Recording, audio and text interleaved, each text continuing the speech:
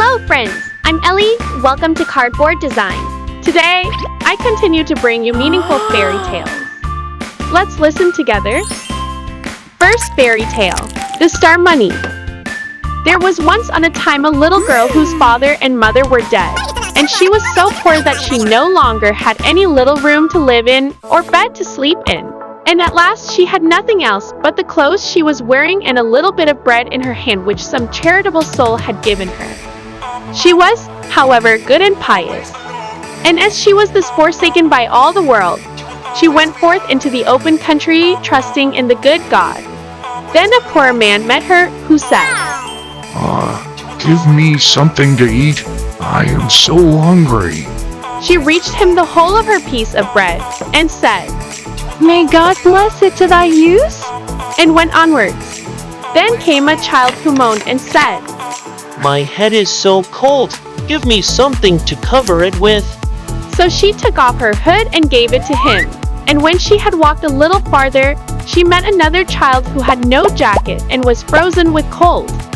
Then she gave it her own, and a little farther on one begged for a frock, and she gave away that also. At length she got into a forest, and it had already become dark. And there came yet another child, and asked for a little shirt, and the good little girl thought to herself, it is a dark night, and no one sees thee.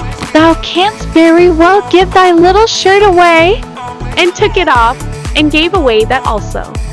And as she so stood, and had not one single thing left, suddenly some stars from heaven fell down, and they were nothing else but hard smooth pieces of money. And although she had just given her little shirt away, she had a new one which was of the very finest linen. Then she gathered together the money into this, and was rich all the days of her life. The girl in the story exhibits a spirit of compassion and hospitality by sharing what little she has with those in need. Despite facing hardships, she prioritizes helping others over keeping things for herself. When the girl selflessly gives away all she has, the reward comes in the form of stars falling from heaven, transforming into valuable currency. This symbolizes the notion that virtuous actions lead to rewards and prosperity. The story creates an image of a small gospel in the darkness. When the girl seemingly has nothing left, stars falling from the sky bring a message of grace and abundance.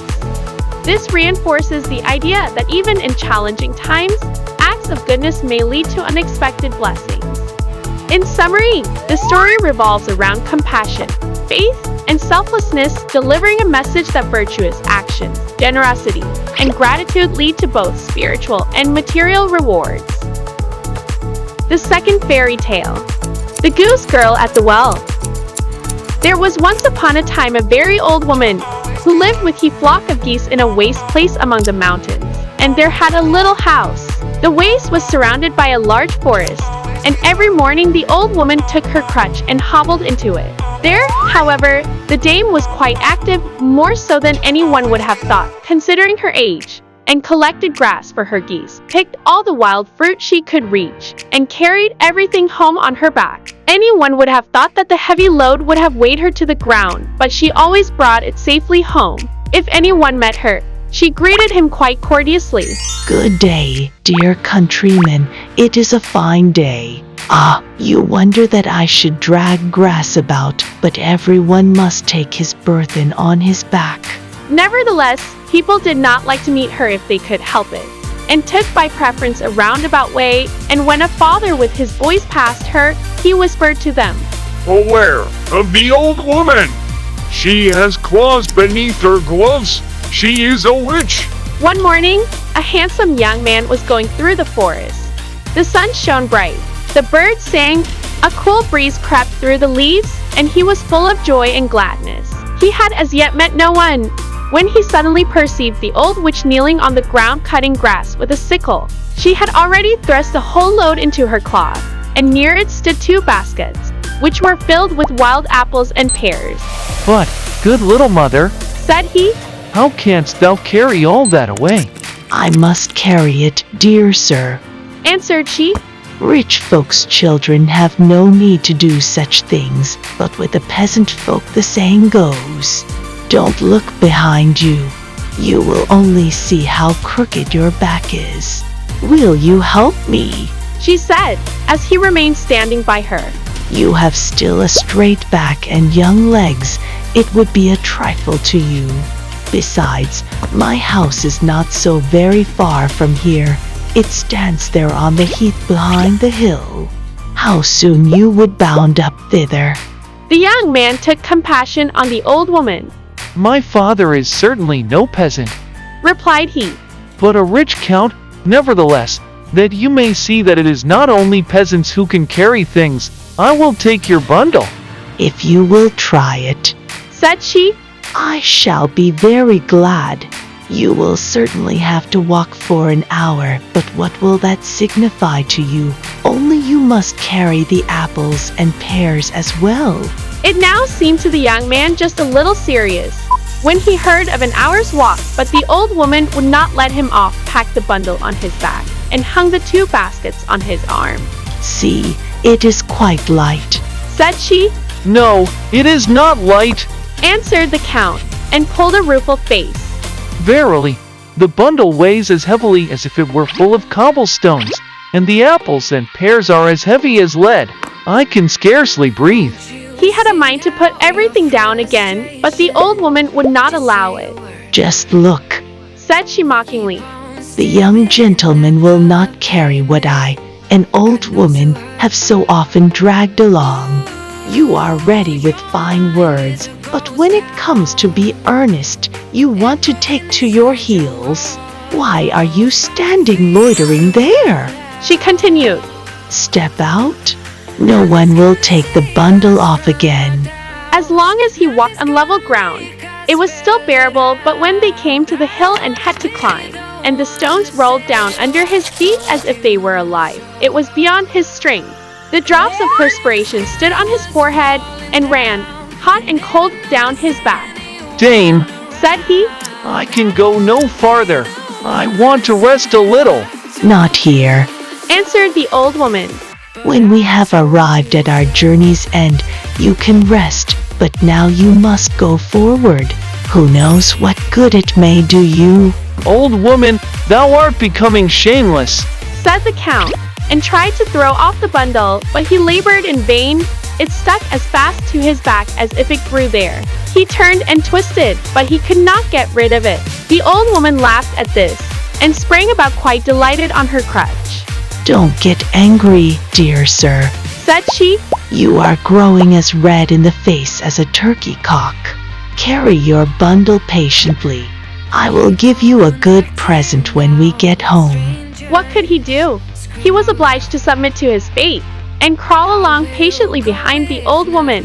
She seemed to grow more and more nimble, and his burden still heavier. All at once she made a spring, jumped onto the bundle, and seated herself on the top of it. And however withered she might be, she was yet heavier than the stoutest country lass. The youth's knees trembled, but when he did not go on, the old woman hit him about the legs with a switch and with stinging nettles.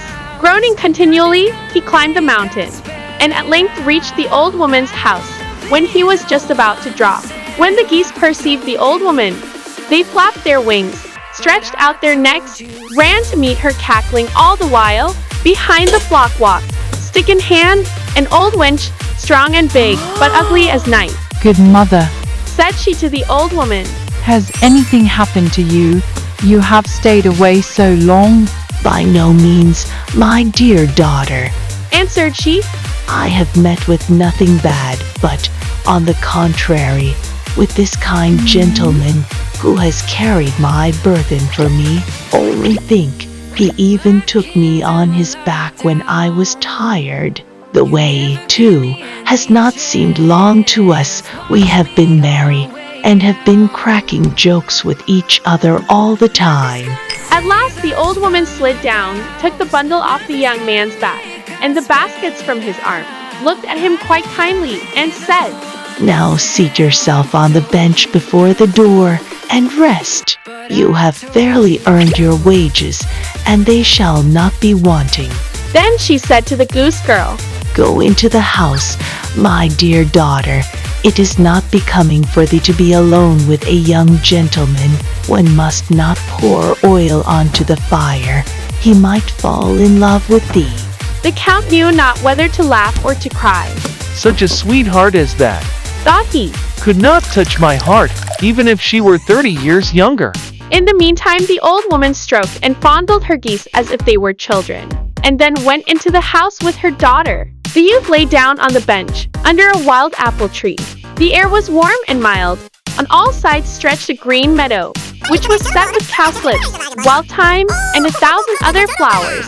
Through the midst of it rippled a clear brook on which the sun sparkled, and the white geese went walking backwards and forwards, or paddled in the water. It is quite delightful here, Said he. but I am so tired that I cannot keep my eyes open. I will sleep a little. If only a gust of wind does not come and blow my legs off my body, for they are as rotten as tinder. When he had slept a little while, the old woman came and shook him till he awoke. Sit up. Said she. Thou canst not stay here. I have certainly treated thee hardly. Still it has not cost thee thy life. Of money and land thou hast no need. Here is something else for thee. Thereupon she thrust a little book into his hand, which was cut out of a single emerald. Take great care of it. Said she. It will bring thee good fortune. The count sprang up, and as he felt that he was quite fresh, and had recovered his vigor, he thanked the old woman for her present, and set off without even once looking back at the beautiful daughter. When he was already some way off, he still heard in the distance the noisy cry of the geese. For 3 days the count had to wander in the wilderness before he could find his way out. He then reached a large town, and as no one knew him, he was led into the royal palace, where the king and queen were sitting on their throne. The count fell on one knee, drew the emerald book out of his pocket, and laid it at the queen's feet. She bade him rise and hand her the little book. Hardly, however, had she opened it, and looked therein, then she fell as if dead to the ground. The count was seized by the king's servants, and was being led to prison, when the queen opened her eyes, and ordered them to release him, and everyone was to go out, as she wished to speak with him in private. When the queen was alone, she began to weep bitterly, and said, Of what use to me are the splendors and honors with which I am surrounded? Every morning I awake in pain and sorrow. I had 3 daughters, the youngest of whom was so beautiful that the whole world looked on her as a wonder. She was as white as snow, as rosy as apple blossom, and her hair as radiant as sunbeams. When she cried, not tears fell from her eyes, but pearls and jewels only. When she was 15 years old, the king summoned all 3 sisters to come before his throne. You should have seen how all the people gazed when the youngest entered. It was just as if the sun were rising. Then the king spoke. My daughters, I know not when my last day may arrive. I will today decide what each shall receive at my death. You all love me, but the one of you who loves me best shall fare the best. Each of them said she loved him best. Can you not express to me said the king. how much you do love me, and thus I shall see what you mean? The eldest spoke. I love my father as dearly as the sweetest sugar. The second. I love my father as dearly as my prettiest dress. But the youngest was silent. Then the father said, And thou, my dearest child, how much dost thou love me? I do not know, and can compare my love with nothing. But her father insisted that she should name something. So she said at last, The best food does not please me without salt. Therefore I love my father like salt. When the king heard that, he fell into a passion, and said, If thou lovest me like salt, thy love shall also be repaid thee with salt. Then he divided the kingdom between the 2 elder, but caused a sack of salt to be bound on the back of the youngest, and 2 servants had to lead her forth into the wild forest. We all begged and prayed for her, said the queen. But the king's anger was not to be appeased. How she cried when she had to leave us. The whole road was strewn with the pearls which flowed from her eyes. The king soon afterwards repented of his great severity, and had the whole forest searched for the poor child, but no one could find her. When I think that the wild beasts have devoured her.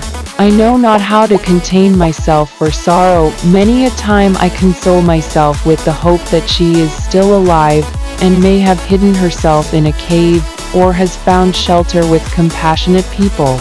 But picture to yourself, when I opened your little emerald book, a pearl lay therein, of exactly the same kind as those which used to fall from my daughter's eyes, and then you can also imagine how the sight of it stirred my heart.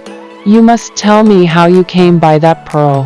The Count told her that he had received it from the old woman in the forest, who had appeared very strange to him, and must be a witch, but he had neither seen nor hear anything of the Queen's child. The King and the Queen resolved to seek out the old woman. They thought that there where the pearl had been, they would obtain news of their daughter. The old woman was sitting in that lonely place at her spinning wheel, spinning. It was already dusk, and a log which was burning on the hearth gave a scanty light. All at once there was a noise outside. The geese were coming home from the pasture, and uttering their hoarse cries. Soon afterwards the daughter also entered. But the old woman scarcely thanked her, and only shook her head a little. The daughter sat down beside her, took her spinning wheel, and twisted the threads as nimbly as a young girl. Thus they both sat for 2 hours, and exchanged never a word. At last something rustled at the window, and 2 fiery eyes peered in. It was an old night owl, which cried 3 times. The old woman looked up just a little, then she said, Now, my little daughter, it is time for thee to go out and do thy work. She rose and went out, and where did she go? Over the meadows ever onward into the valley. At last she came to a well, with 3 old oak trees standing beside it. Meanwhile the moon had risen large and round over the mountain, and it was so light that one could have found a needle. She removed the skin which covered her face, then bent down to the well, and began to wash herself. When she had finished, she dipped the skin also in the water, and then laid it on the meadow so that it should bleach in the moonlight and dry again. But how the maiden was changed! Such a change as that was never seen before. When the gray mask fell off, her golden hair broke forth like sunbeams, and spread about like a mantle over her whole form. Her eyes shone out as brightly as the stars in heaven, and her cheeks bloomed a soft red like apple blossom. Good boy. But the fair maiden was sad. She sat down and wept bitterly. One tear after another forced itself out of her eyes, and rolled through her long hair to the ground. There she sat, and would have remained sitting a long time, if there had not been a rustling and cracking in the boughs of a neighboring tree. She sprang up like a roe which has been overtaken by the shot of the hunter. Just then the moon was obscured by a dark cloud, and in an instant the maiden had put on the old skin and vanished, like a light blown out by the wind.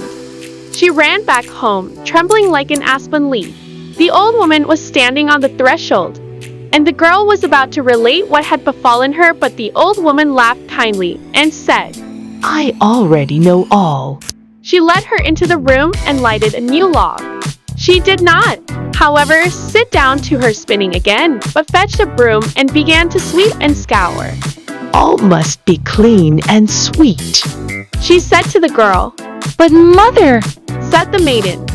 why do you begin work at so late an hour? What do you expect?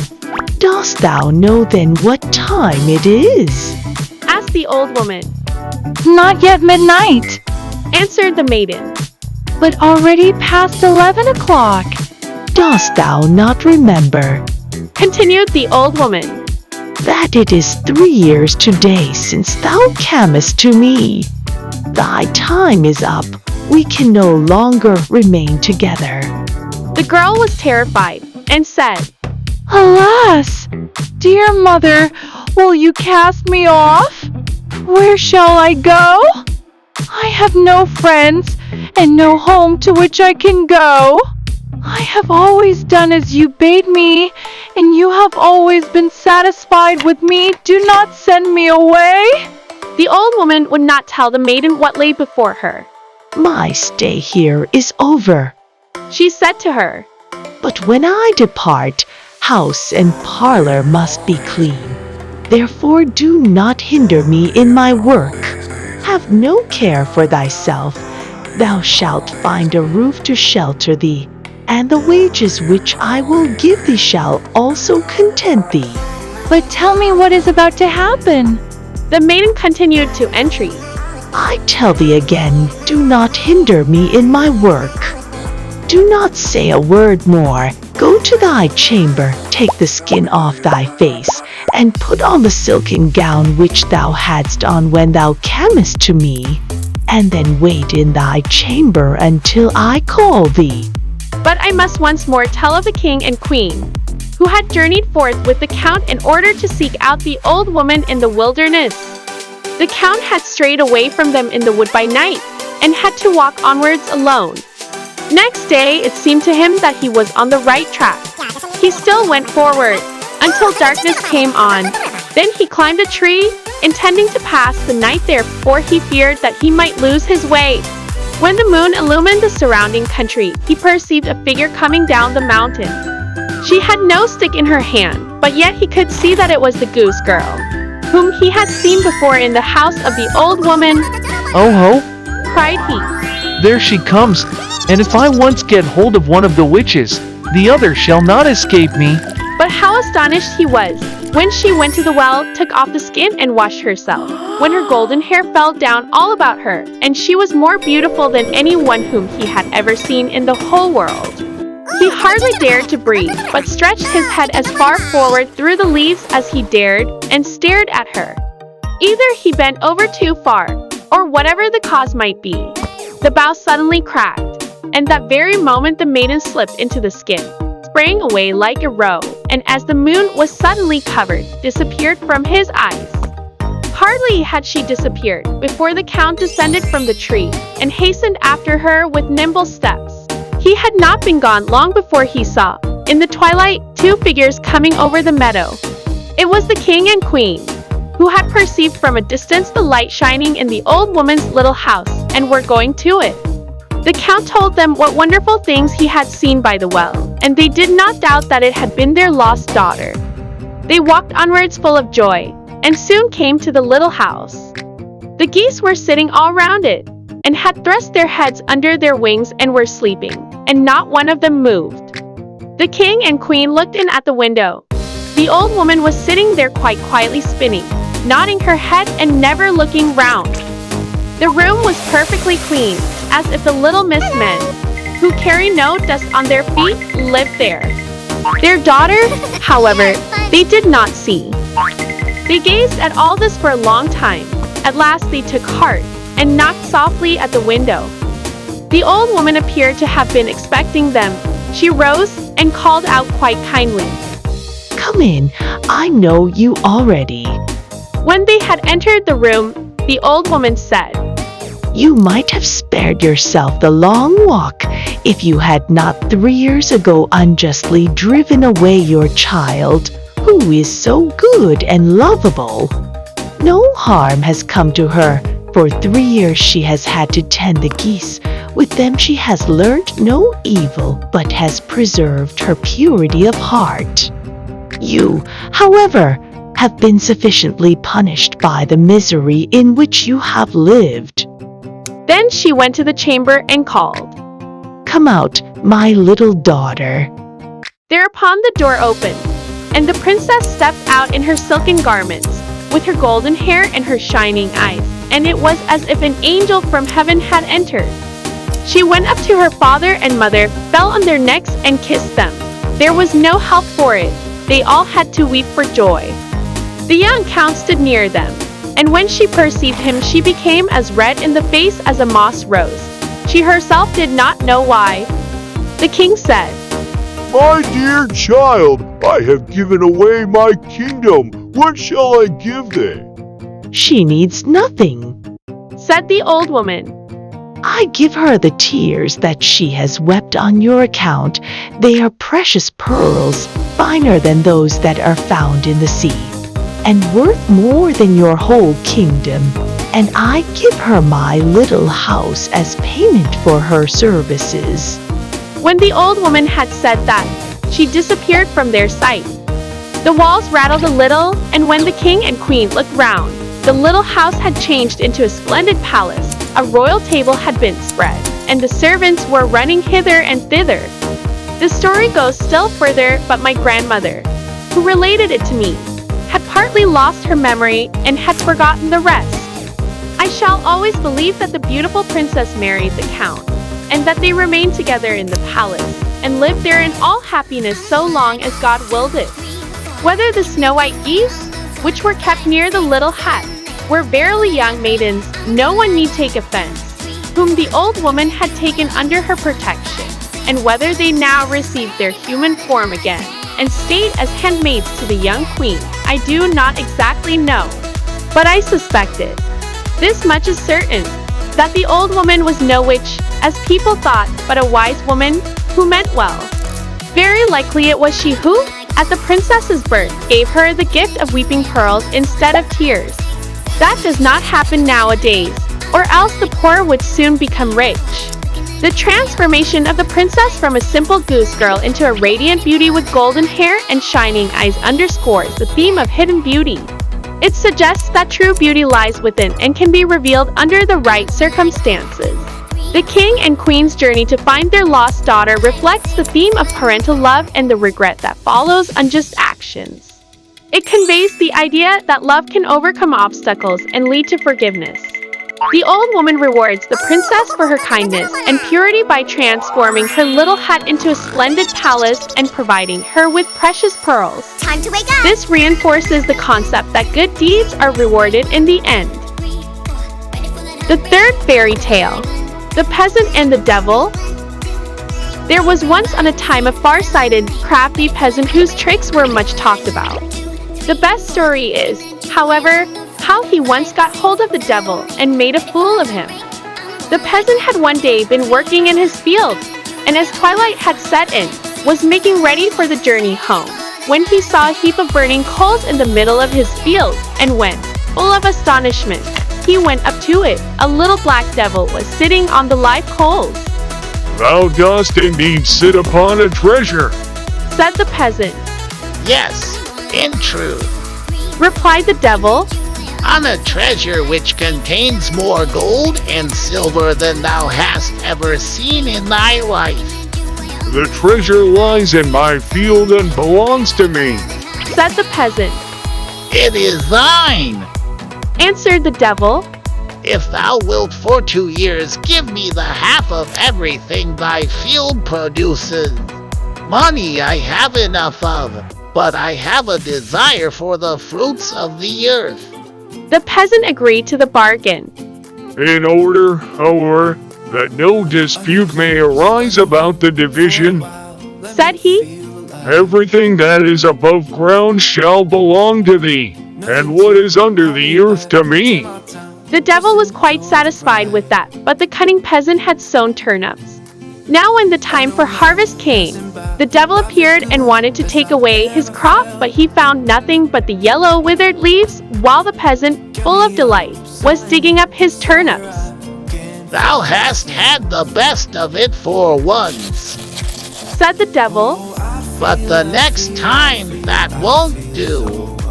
What grows above ground shall be thine, and what is under it mine.